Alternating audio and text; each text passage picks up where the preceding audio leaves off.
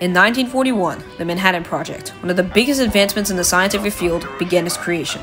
This project, along with the Cold War, played crucial roles in shaping global nuclear disarmament efforts. The development and use of atom bombs during World War II demonstrated the devastating power of nuclear weapons, leading to an arms race between the United States and the Soviet Union during the Cold War. These historical events laid the foundation and takes the responsibility for ongoing international efforts and the creation of rights to limit and reduce nuclear arsenals. Some of these include the Treaty on the Prohibition of Nuclear Weapons, the Strategic Arms Reduction Treaties, and the prohibition of nuclear weapons in certain regions like Southeast Asia and Africa.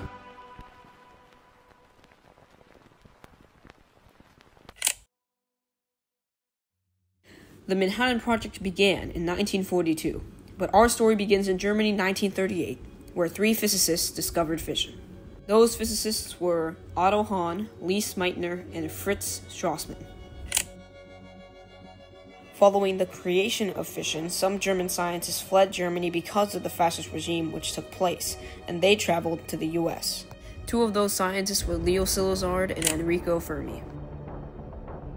Later, those 2 scientists and Albert Einstein wrote a letter to President Franklin D. Roosevelt about the dangers of the atomic bomb and the creation of the bomb's feasibility. He says, "Some recent work by Enrico Fermi and Leo Szilard, which has been communicated to me in manuscript, leads me to expect that the element uranium may be turned into a new and important source of energy in the immediate future." He continues to say that it may be possible to set up a nuclear chain reaction in a large mass of uranium. Additionally, he says, this new phenomenon would also lead to the construction of bombs, that extremely powerful bombs of a new type thus might be constructed. This letter pushed the creation of the atomic bomb. It led Franklin D. Roosevelt to create a committee called the Advisory Committee on Uranium, which did extensive research on the fission of uranium.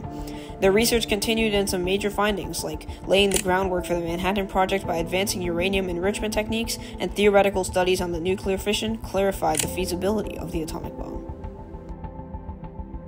In 1941, the MAUD report created by the British MAUD Committee reached the US and suggested studying the possibility of developing a gaseous diffusion method for isotope separation and dismissed other methods.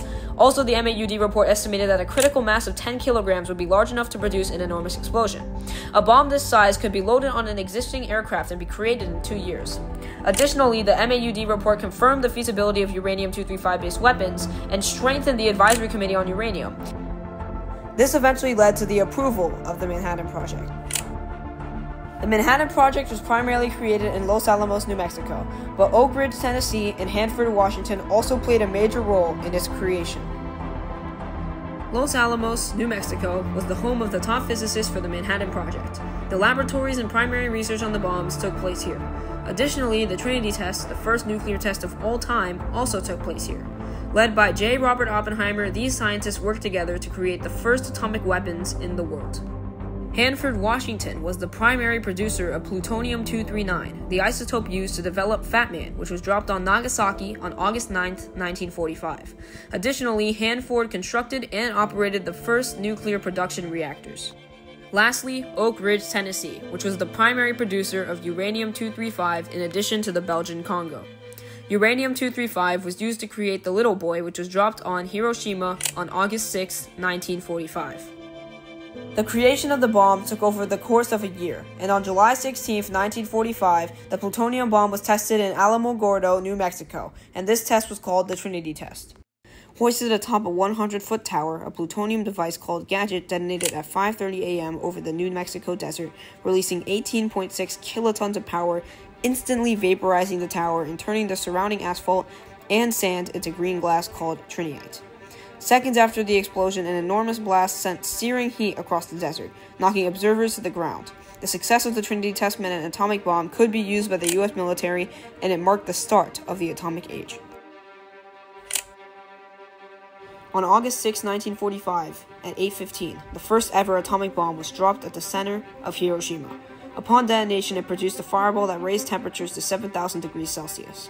The blast generated shockwaves exceeding the speed of sound. These shockwaves and the radiation killed thousands and transformed Hiroshima. After the explosion, a heavy downpour of black rain carrying radioactive fallout caused widespread contamination. 3 days later, on August 9th, Fat Man, the plutonium bomb, dropped on Nagasaki. It was not an ordinary bomb, but it was something much bigger. Everything was burning. Some of the injuries were so severe that, for example, people with burns, their skins would be dripping from their bodies. The bombings killed 166,000 people.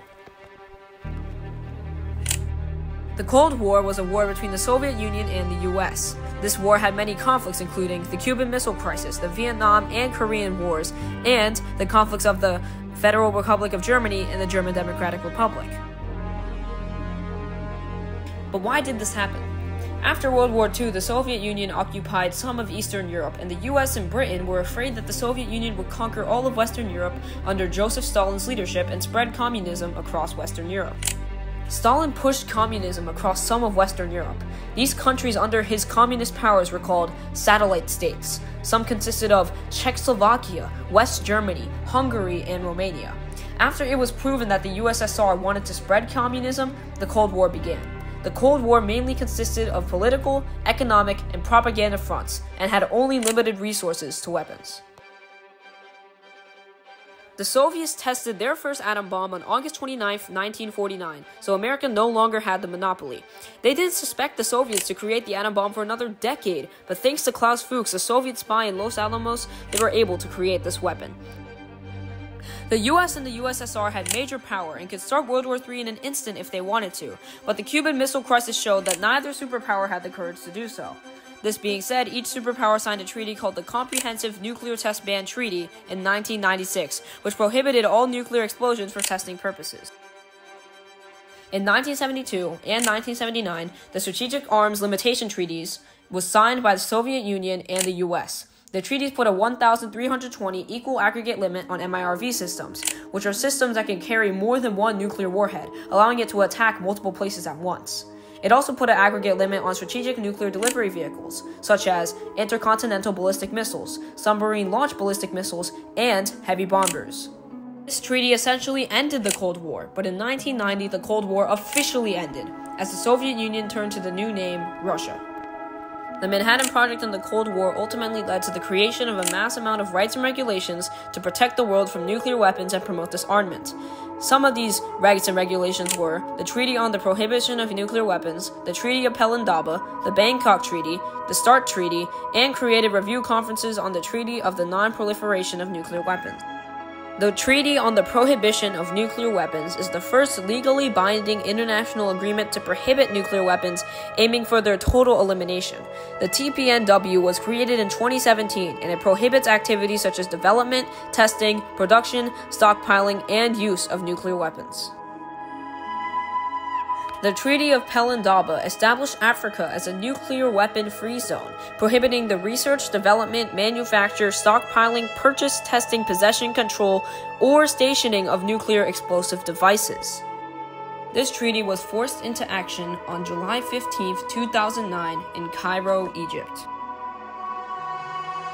The Bangkok Treaty was also another treaty that prohibited nuclear weapons. The Bangkok Treaty, also known as the Treaty of Southeast Asia Nuclear Weapon Free Zone, prohibited development, manufacture, possession, or control of nuclear weapons in Southeast Asia. The new Strategic Arms Reduction Treaty, or START Treaty, aims to limit Russia and the US deployed strategic nuclear warheads and delivery systems. It is a continuation of efforts from the SALT I and II to reduce and limit strategic offensive arms. The US and the Russian Federation are obligated to exchange data on treaty-accountable items twice a year because of this treaty.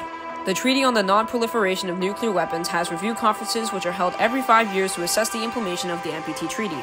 These conferences aim to strengthen the treaty's role in preventing the spread of nuclear weapons. Former Secretary General of the UN, Ban Ki-moon, states the purpose of these conferences. The world's people look to you for action.